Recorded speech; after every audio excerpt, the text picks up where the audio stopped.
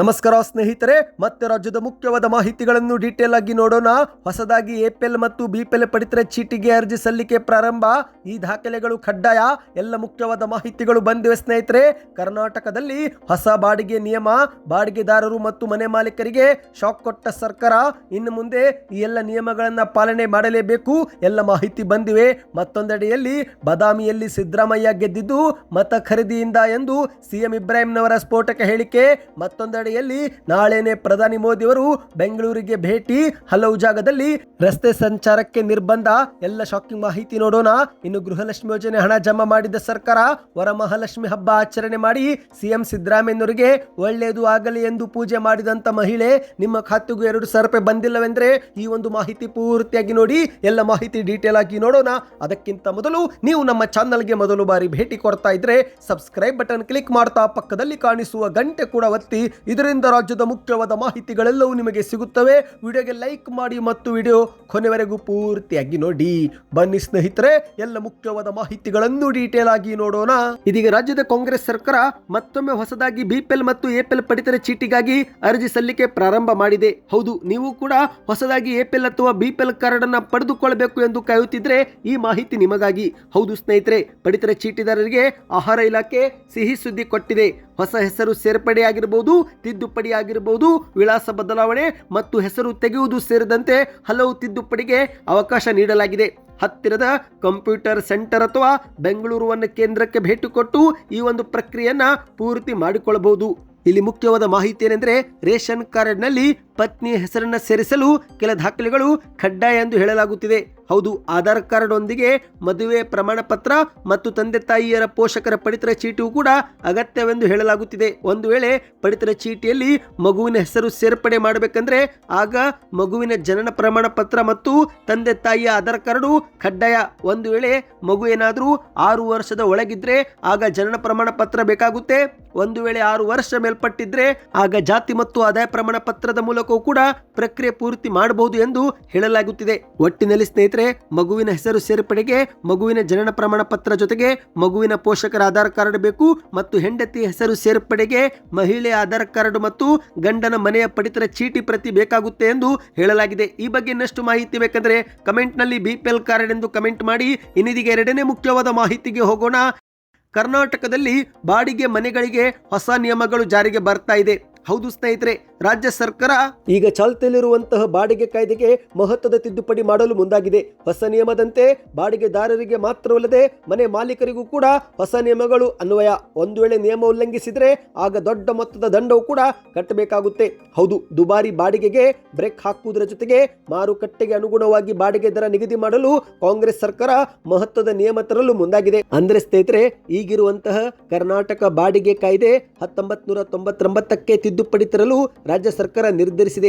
ಈ ಒಂದು ತಿದ್ದುಪಡಿಯಿಂದ ಬಾಡಿಗೆ ಮನೆಯಲ್ಲಿ ವಾಸ ಮಾಡುತ್ತಿರುವರು ಮತ್ತು ಮನೆ ಮಾಲೀಕರು ಕೂಡ ಈ ಒಂದು ಹೊಸ ನಿಯಮ ಪಾಲನೆ ಮಾಡಬೇಕಾಗುತ್ತೆ. ಇಲ್ಲಿ ಮುಖ್ಯವಾಗಿ ಬಾಡಿಗೆ ಮನೆಯನ್ನು ಮನೆ ಮಾಲೀಕರ ಅನುಮತಿ ಇಲ್ಲದೆ ಮತ್ತೊಬ್ಬರಿಗೆ ಯಾರಾದರೂ ಬಾಡಿಗೆ ನೀಡಿದ್ರೆ ಆಗ ಈಗಿರುವಂತಹ ದಂಡದ ಮೊತ್ತ 5,000 ರೂಪಾಯಿ ಬದಲು 50,000 ರೂಪಾಯಿಗೆ ಸರ್ಕಾರ ಹೆಚ್ಚಿಗೆ ಮಾಡಲು ತೀರ್ಮಾನಿಸಿದೆ. ಅಂದ್ರೆ ಸರಿಸುಮಾರು 90% ದಂಡದ ಮೊತ್ತ ಹೆಚ್ಚಳವಾಗಿದೆ. ಅಂದಹಾಗೆ ಸ್ನೇಹಿತರೆ, ಇಲ್ಲಿ ಕೇವಲ ಬಾಡಿಗೆದಾರರಿಗೆ ಮಾತ್ರವಲ್ಲ ಮನೆ ಮಾಲೀಕರಿಗೂ ಕೂಡ ದಂಡ ಒಂದು ಬೀಳಲಿದೆ. ಹೌದು, ಬಾಡಿಗೆ ಮನೆಯನ್ನು ಬೇರೆಯವರಿಗೆ ಮತ್ತೆ ಬಾಡಿಗೆಗೆ ನೀಡಲು ಅವಕಾಶ ಮಾಡಿಕೊಟ್ರೆ ಆಗ ಮನೆ ಮಾಲೀಕನಿಗೂ ಕೂಡ ಈ ಒಂದು ಹಿಂದೆ ಇದ್ದಂತ 3,000 ರೂಪಾಯಿ ಬದಲು 30,000 ರೂಪಾಯಿವರೆಗೆ ದಂಡ ಕಟ್ಟಲು ಸರ್ಕಾರ ನಿರ್ಧರಿಸಿದೆ. ಒಟ್ಟಿನಲ್ಲಿ ಕರ್ನಾಟಕದಲ್ಲಿ ಬಾಡಿಗೆ ಮನೆಗಳಿಗೆ ಹೊಸ ನಿಯಮ ಜಾರಿಗೆ ತರಲು ಸರ್ಕಾರ ಚಿಂತನೆ ಮಾಡ್ತಾ ಇದೆ ಸ್ನೇಹಿತರೆ.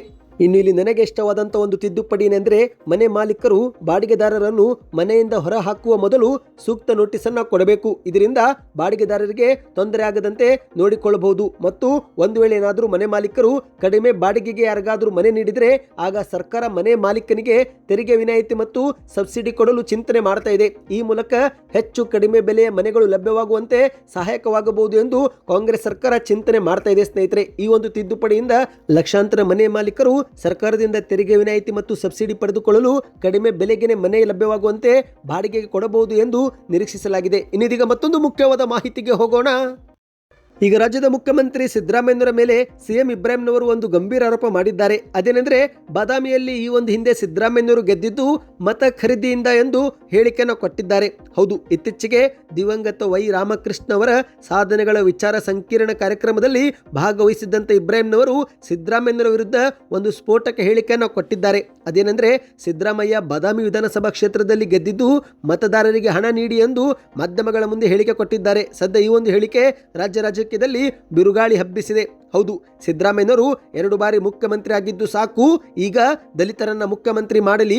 ಸಿದ್ದರಾಮಯ್ಯ ದಲಿತರ ಮತಗಳಿಂದಲೇ ಸಿಎಂ ಆಗಿದ್ದು ಈ ಒಂದು ಹಿಂದಿನ ಚುನಾವಣೆಯಲ್ಲಿ ಬಾದಾಮಿಯಲ್ಲಿ ಸಿದ್ದರಾಮಯ್ಯನವರು ಸೋಲುವ ಹಂತದಲ್ಲಿದ್ದರು. ಆಗ ನಾನು ಮತ್ತು ಮಾಜಿ ಶಾಸಕ ಚಿಮ್ಮನಕಟ್ಟಿ ಸೇರಿ ಬೇರೆ ಕಡೆಯಿಂದ ಸಾಲ ಮಾಡಿ 3,000 ಮತಗಳನ್ನು ಖರೀದಿ ಮಾಡಿದೆವು. ಹಾಗಾಗಿ ಸಿದ್ದರಾಮಯ್ಯನವರು ಗೆದ್ರು. ಇನ್ನು ಕೌಂಟಿಂಗ್ ದಿನ ಸಿದ್ದರಾಮಯ್ಯನವರು ಸೋಲುವ ಭಯದಲ್ಲಿದ್ದರು. ಆಗ ಎಲ್ಲವನ್ನು ಕೂಡ ನಾನೇ ಮ್ಯಾನೇಜ್ ಮಾಡಿದ್ದೇನೆ. 800ರಿಂದ 1,000 ಚಿಕ್ಕ ಅಂತರದಲ್ಲಿ ನೀವು ಗೆಲ್ತೀರಿ ಎಂದು ಕೂಡ ಹೇಳಿದ್ದೆ. ನಂತರ 6 ತಿಂಗಳ ಬಳಿಕ ಸಿದ್ದರಾಮಯ್ಯನವರು ಆ ಸಾಲವನ್ನು ಕೂಡ ನನಗೆ ವಾಪಸ್ ಕೊಟ್ಟರು ಎಂದು ಮಾಧ್ಯಮಗಳ ಮುಂದೆ ಹೇಳಿದ್ದಾರೆ. ಈ ಬಗ್ಗೆ ಮಾತನಾಡಲು ನನಗೆ ಯಾವುದೇ ಭಯವೂ ಇಲ್ಲ ಎಂದು ಇಬ್ರಾಹಿಂನವರು ಹೇಳಿದ್ದಾರೆ. ಇನ್ನೀಗ ಮತ್ತೊಂದು ಮುಖ್ಯವಾದ ಮಾಹಿತಿಗೆ ಹೋಗೋಣ.